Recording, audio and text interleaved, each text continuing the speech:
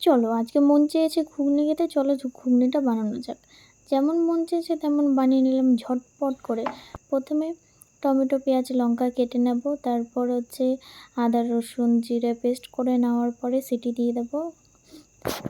ভেজানো ছোলাটাকে সিদ্ধ করে নেব, তারপরে কড়াইতে একটু তেল দেব, তারপরে ভালো করে নাড়াচাড়া করব।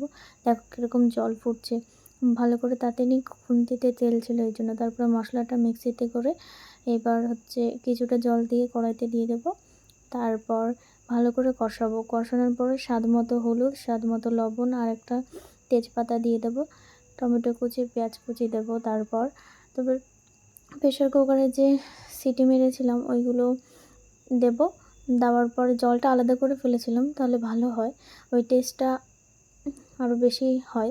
তারপর ভালো করে কষাবো, কষিয়ে কিছুক্ষণ নাড়াচাড়া করবো, নাড়াচাড়া করার পরে সেই জলটা দিয়ে একটু ফুটবো, তারপরে রেডি। দেখো।